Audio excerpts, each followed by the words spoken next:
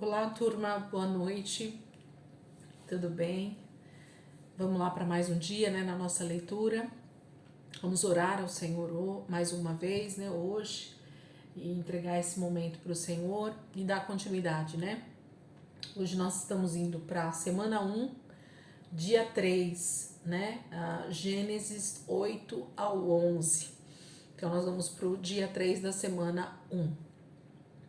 Senhor, nós queremos muito te agradecer por esse momento, por esse dia. Nós te louvamos, Senhor, porque o Senhor tem nos conduzido mais uma vez, Senhor, a esse lugar de comunhão, de intimidade, de conhecimento do Senhor, de continuar te conhecendo, Senhor, de continuar prosseguindo em te conhecer, Jesus. Muito obrigada, Senhor, porque a tua palavra, ela tem sido cada dia mais luz para o nosso caminho, lâmpada, Senhor, para os nossos pés. E nós queremos sim, Senhor, cada dia mais ser iluminados por essa palavra. Que a luz do Senhor resplandeça dentro de nós, tirando realmente toda a treva, Senhor, que ainda possa existir. Que haja luz, como houve luz na terra, Senhor, onde havia o caos. Que haja luz dentro de nós também todos os dias. Que a luz do Senhor resplandeça sobre nós, Pai, nessa noite. Em nome de Jesus. Revela-nos, Senhor, a tua palavra cada dia mais. Que haja entendimento, Senhor, da tua palavra nesse dia. Que nós possamos entender um pouco mais da tua palavra, Pai. Em nome de Jesus. Amém. Amém? Galerinha aí dos adolescentes, grupo de leitura. Muito feliz de estar aqui mais um dia. Vamos que vamos? Então, Gênesis 8 até o capítulo 11 nós vamos hoje, tá? Gênesis 8, 1. Então Deus atentou para Noé e todos os animais selvagens e domésticos que estavam com ele na embarcação. Fez soprar um forte vento sobre a terra e as águas começaram a baixar. As fontes do abismo e as comportas do céu se fecharam e a chuva torrencial parou. As águas começaram a baixar gradualmente sobre a terra. Passados 150 dias, as águas tinham diminuído, e no 17º dia do 7º mês, a embarcação tocou no alto das montanhas de Ararat. As águas continuaram baixando, até que no 1º dia do 10º mês apareceram os cumes das montanhas. Ao fim de mais 40 dias, Noé abriu a janela que tinha feito na embarcação e soltou um corvo que ficava voando de um lado para o outro. Depois soltou uma pomba para ver se já havia alguma parte seca. Mas a pomba não encontrou um lugar onde pousar e voltou para a embarcação, porque as águas ainda cobriam toda a terra. Noé estendeu a mão e tomou-a de volta para dentro da embarcação. Noé esperou 7 dias e soltou novamente a pomba. Ao cair da tarde, quando a pomba voltou, ela trouxe no bico uma folha nova de oliveira. Noé concluiu então que as águas tinham diminuído sobre a terra. Ele deixou passar mais 7 dias e soltou novamente a pomba, mas dessa vez ela não voltou. Passaram-se ainda 29 dias depois disso, e quando Noé completou 601 anos de idade, secaram-se as águas da terra. Noé então levantou a cobertura da embarcação e verificou que as águas tinham descido totalmente. Ao fim de mais 8 semanas, no dia 27 do 2º mês do ano 601 de Noé, a terra estava completamente seca. Então Deus disse a Noé: saia da embarcação, você e sua família, seus filhos e as suas noras. Deixe sair igualmente todos os animais que estão com você, as aves, os animais grandes e os pequenos que rastejam sobre o chão. Faça-os sair de modo que se espalhem por toda a terra e se reproduzam e se multipliquem. Então Noé, seus filhos, sua mulher e suas noras saíram da embarcação. Saíram também todos os animais grandes e os pequenos que rastejam sobre o chão e todas as aves. Todos os seres vivos que estavam na embarcação saíram em grupos, segundo as diferentes espécies. Noé construiu um altar, tomando alguns animais e aves aceitáveis a Deus, e ofereceu-os como sacrifício. queimando-o sobre o altar.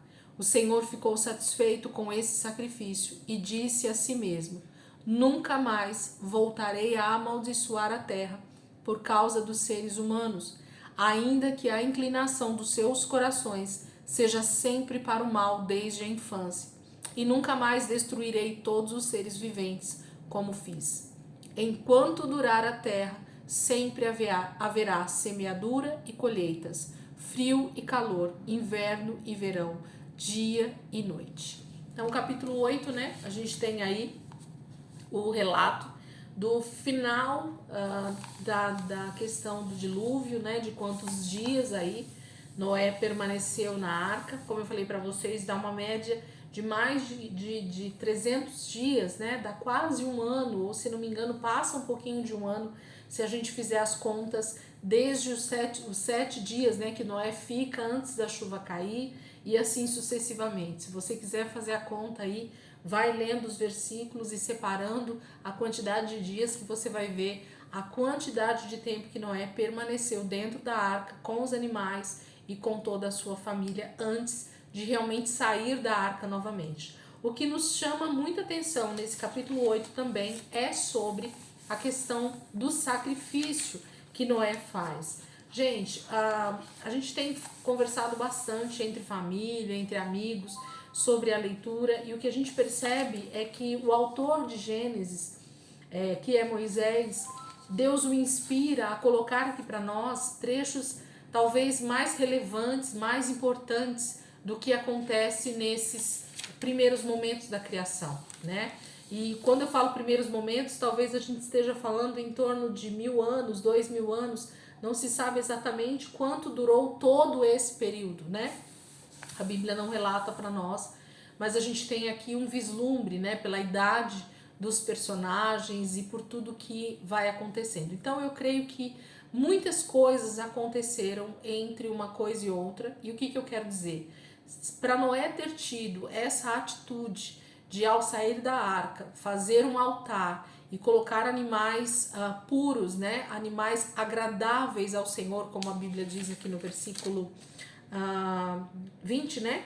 Noé construiu um altar, tomou alguns animais e aves aceitáveis a Deus e ofereceu-os como sacrifício, queimando-os sobre o altar. Então, quem foi que ensinou Noé, né, a oferecer sacrifícios a Deus no altar? Então, eu creio que a família de Sem, né, a família de Sete, que é a descendência aqui de Noé, com certeza eles tinham ensinos sobre quem é Deus, como Deus pode ser adorado, como o Senhor é então exaltado, como isso já era uma prática entre eles de levantar um altar e oferecer um sacrifício agradável a Deus, né? Assim como Abel fez e foi morto por Caim. Então a gente tem esse relato de que Noé também faz um sacrifício com animais agradáveis a Deus. Capítulo 9, vamos lá? Capítulo 9. Deus abençoou Noé e seus filhos e disse-lhes: tenham muitos filhos e povoem novamente a terra. Todos os animais da terra terão medo de vocês. Os animais selvagens, as aves do céu, os animais que rastejam pelo chão e os peixes do mar. Todos eles serão dominados por vocês. Tudo que vive e se move lhe servirá de alimento, além dos vegetais. Mas nunca comam a carne com a sua vida, isto é, com o sangue. Pedirei contas de cada ser humano e de cada animal que derramar o sangue de alguém.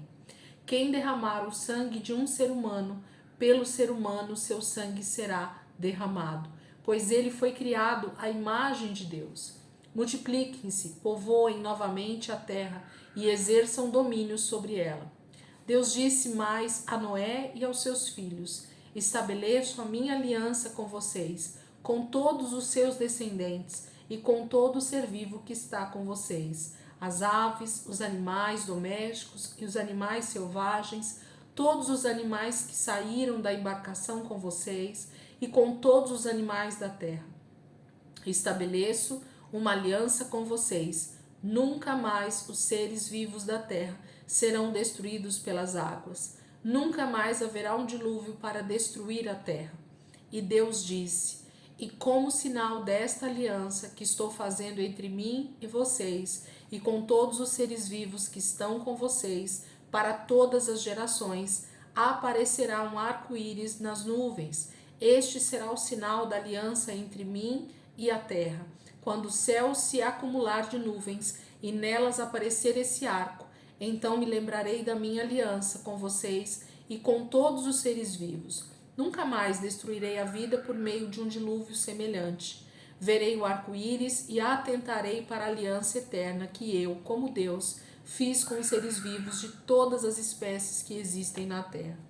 Deus disse a Noé: esse é o sinal da aliança que estabeleci entre mim e todos os seres vivos que existem na terra. Os 3 filhos de Noé que saíram da embarcação foram Sem, Cam e Jafé. Cam é aquele de quem descendem todos os cananeus. Esses são os 3 filhos de Noé.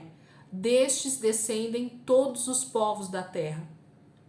Noé tornou-se agricultor e plantou vinhas. Um dia embriagou-se e despiu-se completamente dentro da sua tenda.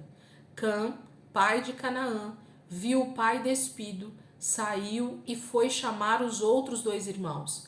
Então Sem e Jafé pegaram uma capa, chegaram-se de costas com a capa suspensa nos ombros, aproximaram-se do pai no meio da tenda e o cobriram, sem terem visto a nudez do pai.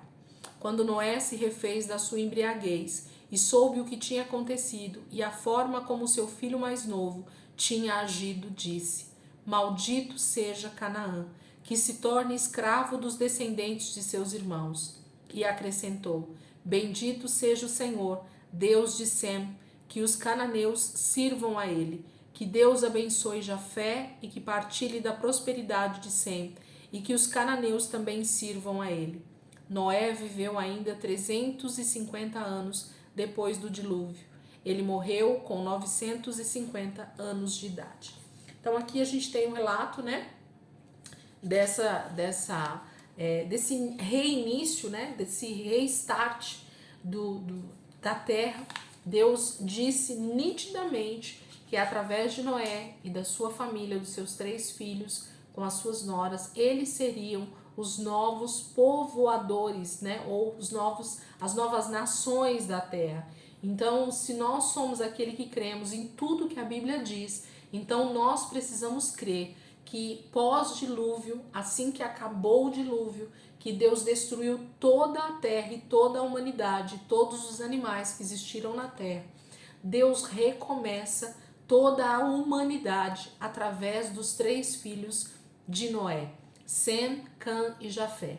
Então nós podemos já ter a real noção de que são todos, gente, todos os povos da terra descendem de Sem, Cã e Jafé. Então qualquer nação, qualquer tipo de povo, nação, tribo, língua que você possa ver hoje que existe na terra, descendem desses 3 homens, e mais precisamente de Noé.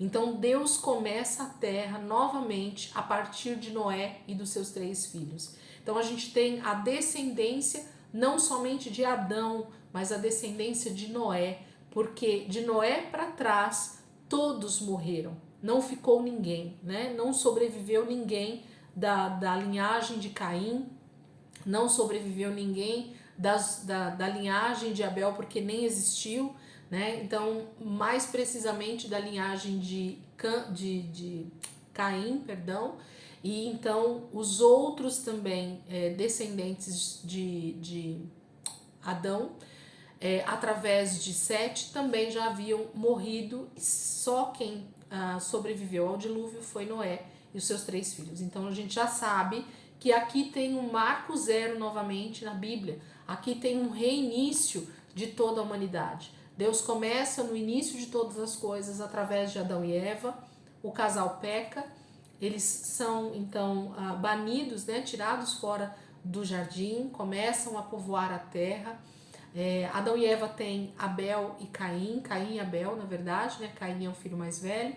Mas Caim decide, então, por causa da inveja, matar o seu irmão Abel, e fica novamente só Caim. Caim é enviado para outras terras, lá ele casa, como possivelmente as próprias irmãs, aqui a gente não tem o relato, mas é o que a gente pode imaginar e não há problema nenhum nisso. O próprio Deus está escrevendo a sua história, está povoando a terra, são seus filhos, e ele é soberano para fazer da forma que ele achar melhor. E nesse momento, então, a gente tem o dilúvio e então toda a raça humana é exterminada, é morta através do dilúvio por causa do pecado, e recomeça todas as coisas, toda a humanidade através dos 3 filhos de Noé, Sem, Cã e Jafé. Ok? Quem aí pegou a dica da genealogia e tá fazendo algum tipo de quadro, algum tipo de desenho, viu aí, né, que eu coloquei no grupo algumas fotos para vocês verem, coloquei um link também de alguns quadros que a gente acha no Google aí, né, de genealogia.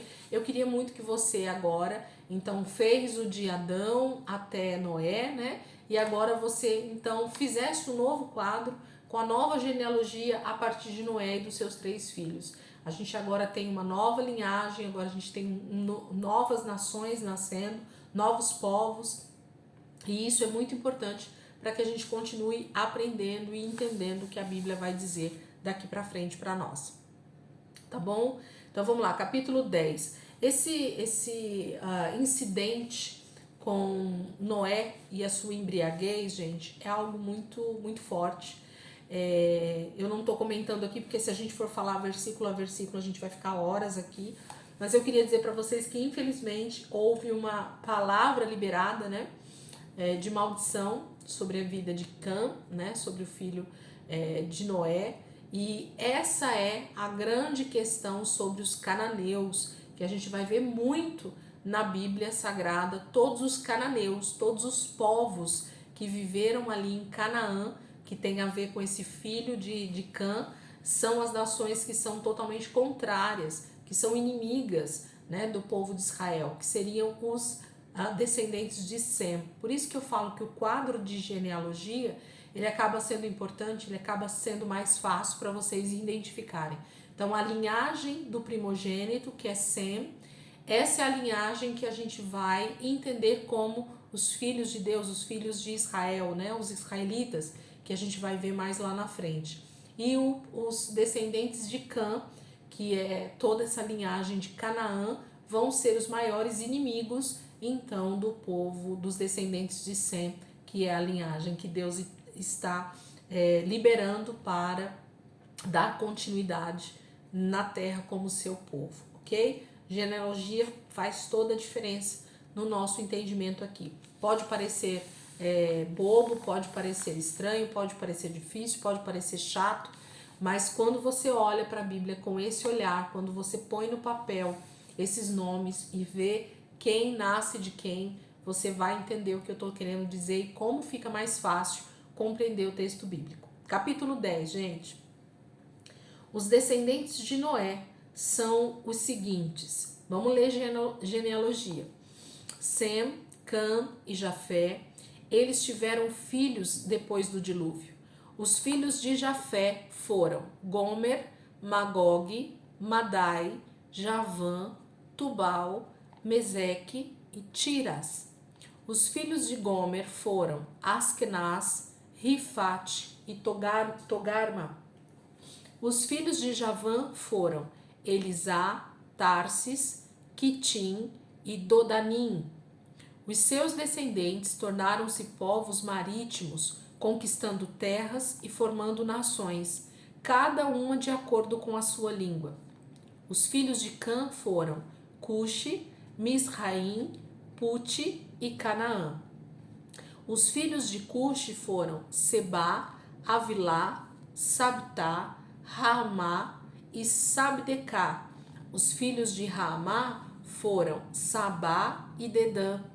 Um dos descendentes de Cuxi foi Nimrod, que foi o primeiro homem poderoso da terra. Ele foi um caçador valente, daí o provérbio, que Deus te faça um caçador valente como Nimrod. No início, O seu reino era composto pelas cidades e territórios de Babel, Ereque, Acade e Calné, na terra de Sinear. Dali ele estendeu o território do seu reino até a Síria, onde edificou Nínive, Reobote-ir, Calá e Recém, que fica entre Nínive e Calá, que era a maior cidade daquele império. Misraim foi o pai dos luditas, anamitas, leabitas, naftuítas, patrucitas, casluítas, de quem descendem os filisteus, e caftoritas. O primeiro filho de Canaã foi Sidom, e o segundo, Et. Também estes povos são descendentes de Canaã. Os jebuseus, os amorreus, os girgaceus, os heveus, os arqueus, os sineus, os arvadeus, os emareus e os amateus. Os cananeus se espalharam por diferentes partes. As fronteiras dos cananeus estenderam-se desde Sidom, indo em direção a Gerar, até Gaza, continuando até Sodoma, Gomorra, Adma e Zeboim, chegando até Lasa. Esses são os descendentes de Cã, que se espalharam em muitas nações, com suas línguas diferentes. Éber, que deu origem a um numeroso povo, era descendente de Sem, irmão mais velho de Jafé. Os filhos de Sem foram Elão, Assur, Arfaxade, Lude e Arã. Os filhos de Arã foram Uz, Ru, Jeter e Meseque. Salá foi filho de Arfaxade. Éber foi filho de Salá. Éber teve 2 filhos, Peleg e Joctã. Peleg recebeu esse nome porque em sua época foi feita a divisão da terra entre as nações. Os filhos de Joctã foram Almodá, Salef, Azarmavé, Xerá, Adorão, Uzal, Dicla, Obal, Abimael, Sabá, Ofir, Avilá e Jobabe. Todos esses foram filhos de Joctã. Eles habitaram a região que vai desde Messá até Cefar, uma região montanhosa que ficava a leste. São esses os descendentes de Sem, conforme os povos e nações, com suas diferentes línguas e localizações geográficas. São essas as famílias dos filhos de Noé, das quais se formaram os diferentes povos e nações. Todas essas nações se dispersaram pela terra depois do dilúvio. Percebem que o capítulo 10, ele parece ser um capítulo ruim de ler por conta da genealogia, por conta de nomes difíceis de se pronunciar, mas eu quero dizer para vocês que quando a gente para e olha com esse olhar de que nós estamos vendo o mundo em que nós vivemos sendo então criado novamente, sendo então povoado, porque todo o tempo a gente vai ver desses 3 filhos de Noé, muitos filhos nascendo. E aqui eu vou lembrar uma questão para vocês, que é bem importante vocês já frisarem, escreverem aí na Bíblia de vocês, ou no lugar que vocês estão marcando. A Bíblia só relata os filhos primogênitos ou os principais, ok? A Bíblia não relata todos os filhos e filhas que esses homens tiveram, porque se fosse assim, não caberia na Bíblia, porque geralmente eram muitos filhos, né? Os nossos avós, os nossos bisavós, eles tinham uma média de 10, 12, 15 filhos, né?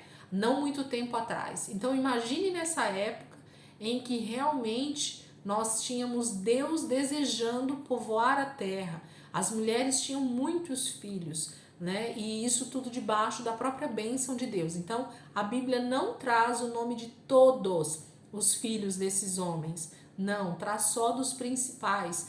Traz só geralmente dos primogênitos que a gente fala, né? Para que a gente consiga ver a linhagem desses povos.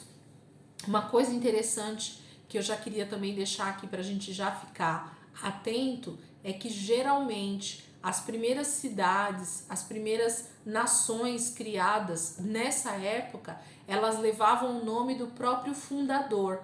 Então, por exemplo, se a gente pegar a cidade de Canaã, né, que a gente vê muito na Bíblia, ela levou esse nome por causa do filho de Cã, que chamava Canaã. Então, quando ele foi fundar essa cidade, quando ele foi fazer o povoado dele, quando ele foi fazer a região onde ele queria habitar com seus filhos, com a sua família, e então formar uma tribo, uma nação, ele deu o seu próprio nome para aquela nação.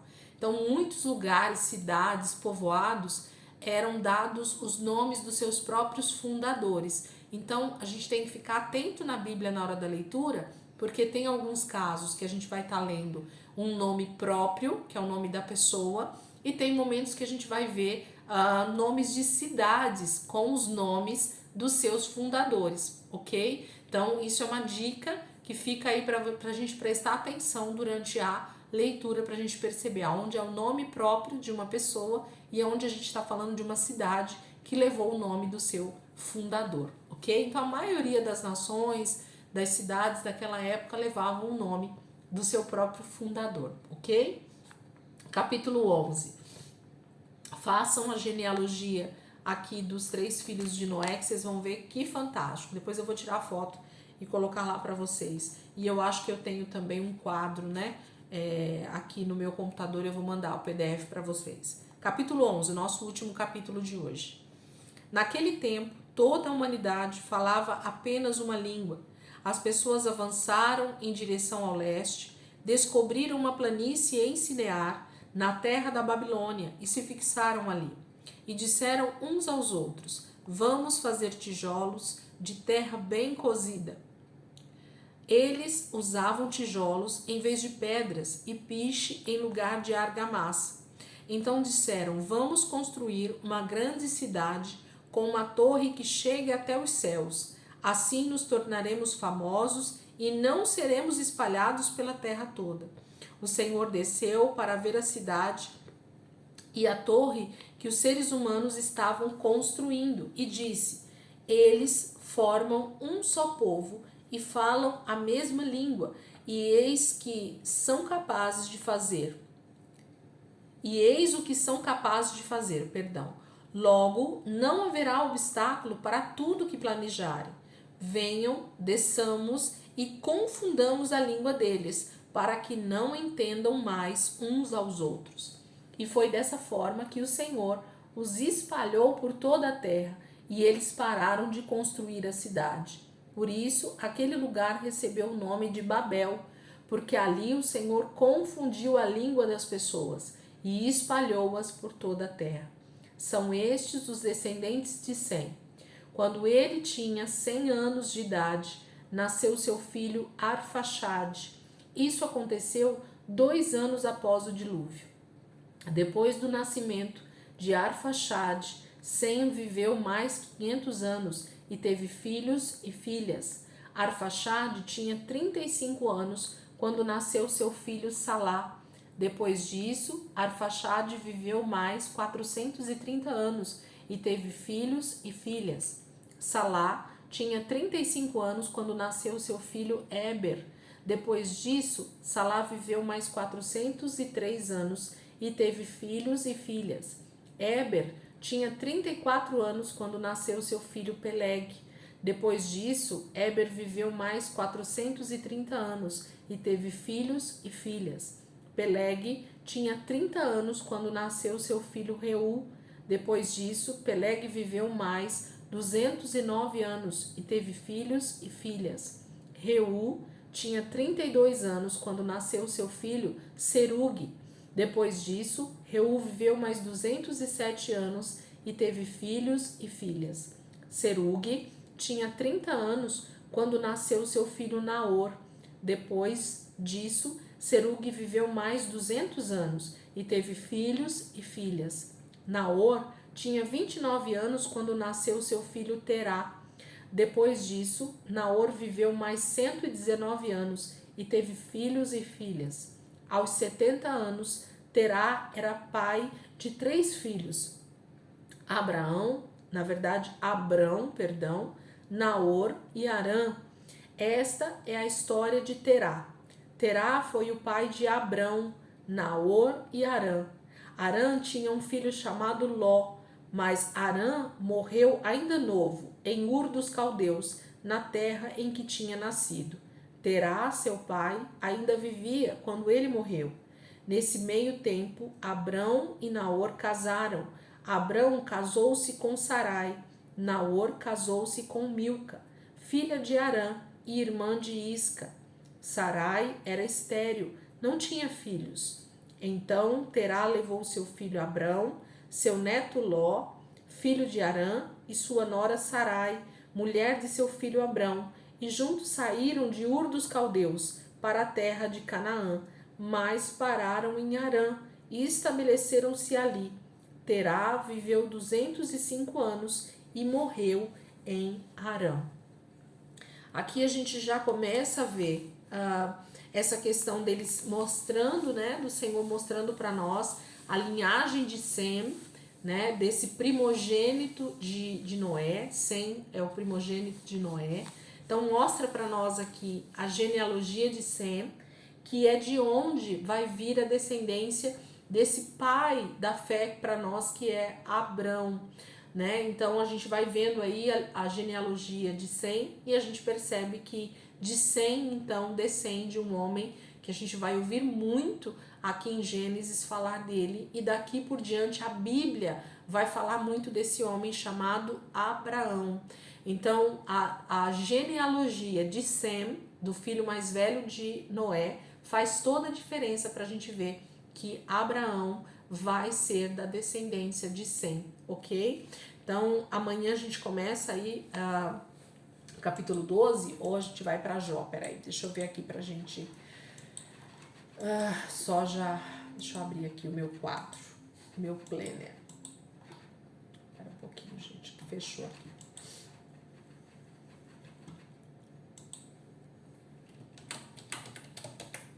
A gente já vai orar.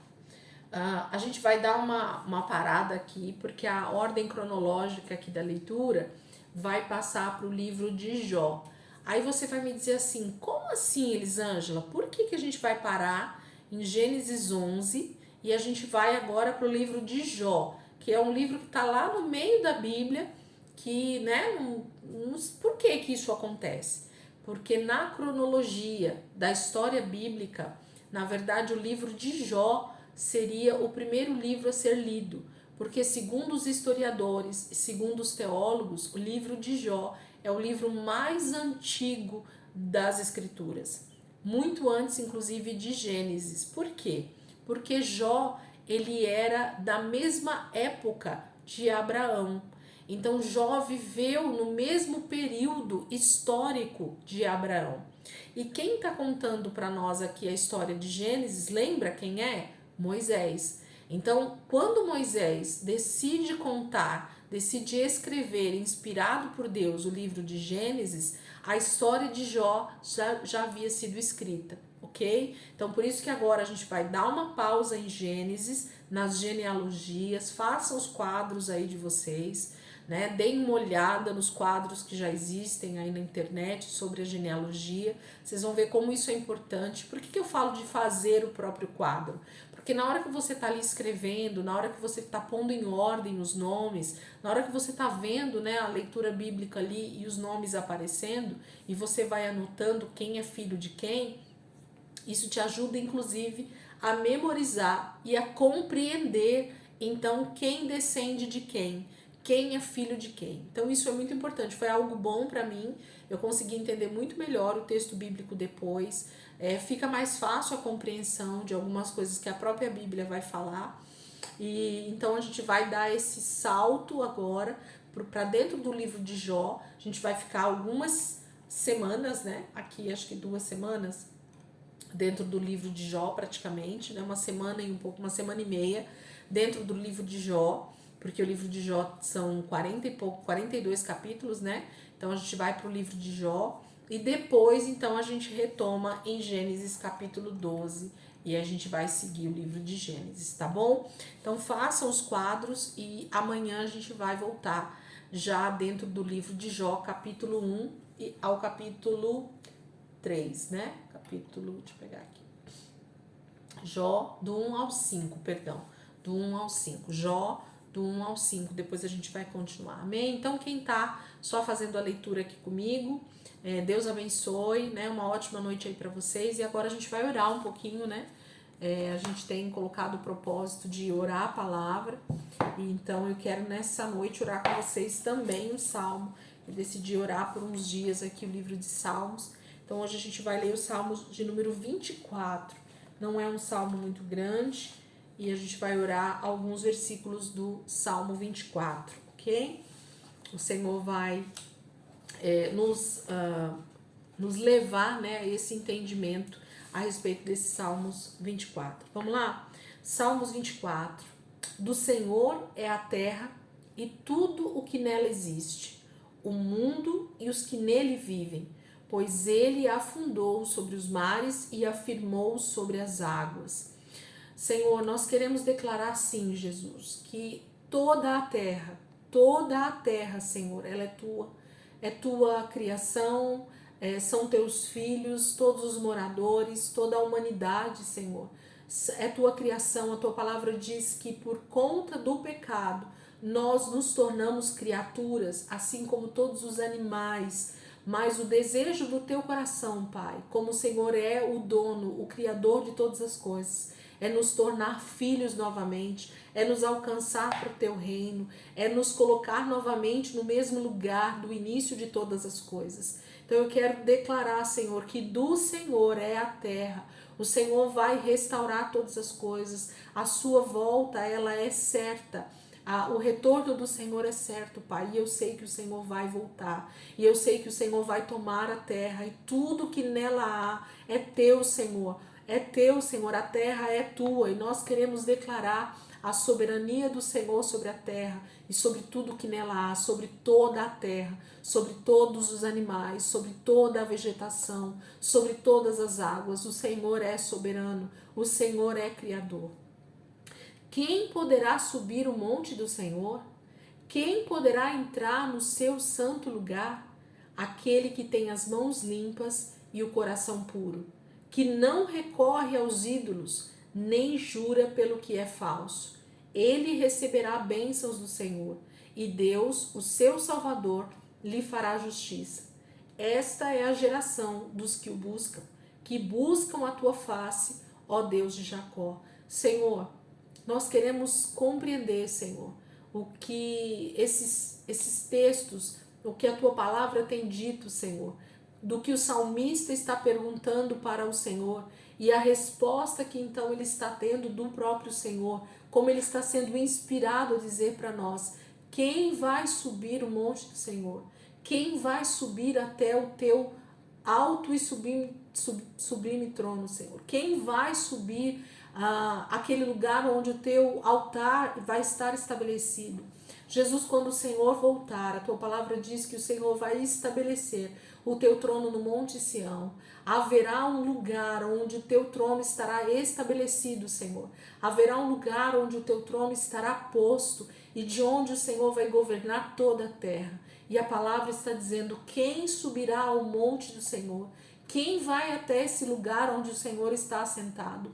Quem vai até esse lugar receber instruções do próprio Rei dos Reis e Senhor dos Senhores?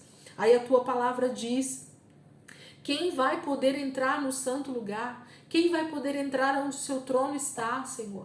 Quem vai poder entrar no lugar mais santo, no lugar mais escondido, no lugar mais puro, no lugar mais santo, que é a tua presença, Jesus, onde o teu trono vai estar? E o Senhor mesmo responde, o teu Espírito nos responde: aquele que tem as mãos limpas e o coração puro. Jesus, mãos dentro da palavra tem nos ensinado sobre atitudes. Mãos na palavra tem nos ensinado, que fala sobre as nossas atitudes, as nossas mãos, o que nós temos feito para o nosso próximo, o que nós temos feito para que a terra seja restaurada, quais são as nossas atitudes. Jesus nos ajuda a ter mãos limpas, a que as nossas atitudes, Senhor, sejam realmente segundo a tua palavra. Senhor, que que as nossas atitudes sejam realmente segundo o padrão da justiça do Senhor. Pai, que as nossas mãos se tornem limpas, que as nossas mãos se tornem, Senhor, santas, porque o Senhor vai purificar cada uma das nossas atitudes. O Senhor vai nos ensinar, Jesus nos ensina a ter mãos limpas, que as nossas atitudes sejam transformadas pela Tua palavra, pela renovação da Tua palavra, Senhor. Que nós possamos olhar para a Tua palavra e entender o padrão que o Senhor formou o homem ali no Éden. Que, Senhor, a Bíblia seja realmente, Senhor, o nosso espelho para ver como é que o Senhor deseja que as nossas mãos estejam. Que as nossas atitudes, Pai, sejam realmente padronizadas, acertadas, alinhadas segundo o padrão da Tua palavra, Senhor. E o coração puro, Pai, o nosso coração, ele procede, a palavra fala que dele procede toda a nossa vida, tudo procede do nosso coração, porque lá é o cerne da nossa alma, é o cerne das nossas emoções, é o cerne das nossas verdadeiras atitudes, tudo que nós desejamos fazer de verdade está no nosso coração. Por isso que a palavra diz para a gente tomar muito cuidado com o coração, porque ele pode estar nos enganando, as nossas emoções podem nos enganar, mas quando nós estamos pautados na Tua palavra, quando nós começamos a escutar a voz do Teu Espírito, quando nós começamos a entender a direção que o Senhor tem para nós através da palavra, então o nosso coração vai sendo purificado, porque nós vamos desejando, nós vamos querendo, Pai, cada dia mais a Tua vontade em nós. Então o Espírito Santo de Deus nos dá um coração puro, nos dá mãos limpas, queremos que as nossas atitudes elas sejam o reflexo mesmo daquilo que está dentro do nosso coração. Que a nossa boca, ela possa dizer, ela possa falar, ela possa pronunciar somente, Senhor, aquilo que é a Tua vontade, aquilo que é o desejo do Teu coração. Que a nossa oração, Senhor, passe a ser segundo a Tua palavra. Então nos dá, Senhor, faça com que a nossa vida realmente seja de mãos limpas e de coração puro, porque a Tua palavra nos leva para esse lugar de santificação, de transformação em nome de Jesus. Pai, aquele que tem mãos limpas e o coração puro, que não recorre aos ídolos, nem jura pelo que é falso. Senhor, nós jamais queremos recorrer a ídolos, a tudo aquilo que nós colocamos como Deus na nossa vida. Nós não queremos ter como ídolos, Pai, tudo aquilo que toma o Teu lugar. Nós não queremos ter ídolos, nós não queremos ter algo, Senhor, que tome o Teu lugar na nossa vida. A prioridade, Senhor, que nós temos é o Senhor. Pai, nós queremos entender o que é esse relacionamento. Nós queremos entender o que é essa aliança, Pai. Que o Senhor nos leve a esse entendimento. Que através do nosso relacionamento com o Senhor, através da nossa oração, através do entendimento que nós vamos tendo na palavra, o Senhor nos leve para esse lugar de jamais colocarmos outros ídolos no lugar do Senhor, mas que somente o nosso noivo, que somente o nosso amado, que somente o nosso Pai, que somente o nosso marido, que é o Senhor, tenha lugar no nosso coração e na nossa vida. Nada, Senhor, nada pode ocupar a nossa vida, o nosso coração, os nossos pensamentos, que não seja o Senhor no centro deles. Nada, Senhor, substitui a soberania do Senhor, a vontade do Senhor. Oh, Pai, os desejos que nós temos, que não seja segundo o Teu coração, segundo a Tua vontade, segundo esse relacionamento que nós passamos a ter com o Senhor. Muito obrigada, Espírito Santo, muito obrigada por nos fazer compreender cada dia mais, Senhor, o que tem sido ídolos na nossa vida. Senhor, se nós temos colocado esses ídolos em algum lugar na nossa vida, no nosso coração, que eles sejam trazida luz para eles, que nós sejamos confrontados cada dia mais pela Tua palavra, e então venhamos a confessar o nosso pecado, arrancar esses ídolos desses altares que nós temos colocado, que eles não estejam mais em primeiro lugar na nossa vida, Senhor, mas que somente o Senhor tenha toda a primazia, todo lugar na nossa vida, Pai, em nome de Jesus. O Senhor seja o centro, o Senhor seja todo o nosso desejo, o Senhor seja toda a nossa vida, Pai, seja então sim baseado no Senhor, no nosso relacionamento contigo.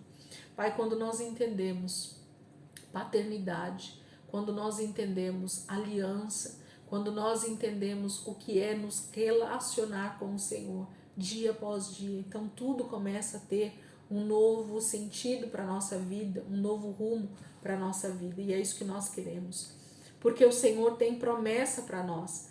Ele receberá bênçãos do Senhor e Deus, o seu Salvador, lhe fará justiça. Muito obrigada, Jesus, porque no momento em que nós nos arrependemos do nosso pecado, das nossas idolatrias, de tudo aquilo que nós temos colocado no lugar do Senhor, nós então recebemos a salvação, nós somos alcançados por esse Salvador, pelo Senhor que já morreu desde a fundação do mundo, onde o homem pecou, Pai, o Senhor já tinha esse plano de redenção, esse plano de salvação para mim e para toda a humanidade. Que o nosso Senhor e Salvador Jesus Cristo seja esse, Senhor, sim, o nosso Salvador, para que nós possamos então estar eternamente com o Senhor, para que nós possamos subir esse monte do Senhor para estar contigo, para receber instruções do Senhor, quando o Senhor estiver reinando sobre a terra. Pai, muito obrigada, porque a Tua palavra, ela traz todo o discernimento para nós. Muito obrigada, porque a Tua palavra tem, Senhor, todo o discernimento para os nossos dias,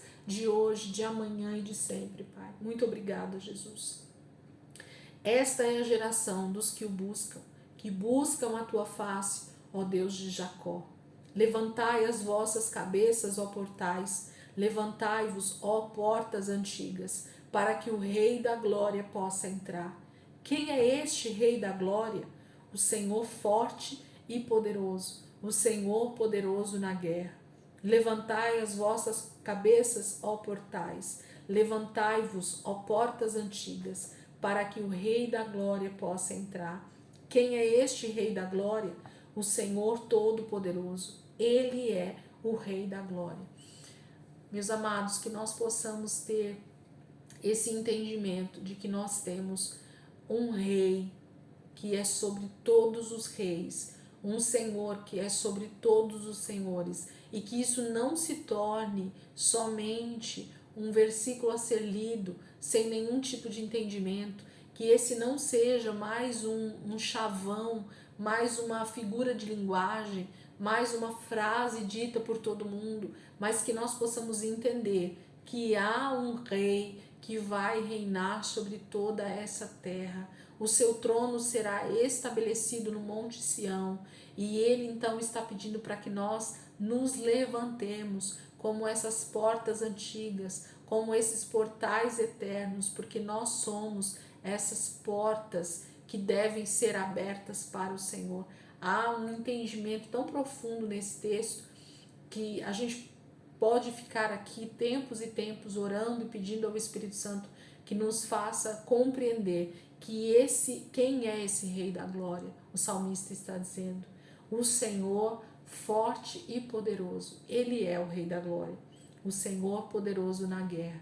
Deus vai se levantar com poder e grande glória naquele dia em que ele vai realmente governar debaixo de toda a soberania, de todo o poder, porque ele vai guerrear contra os seus inimigos e vai vencer. Essa batalha já está vencida em nome de Jesus. O Senhor é forte e poderoso, um Senhor poderoso na guerra.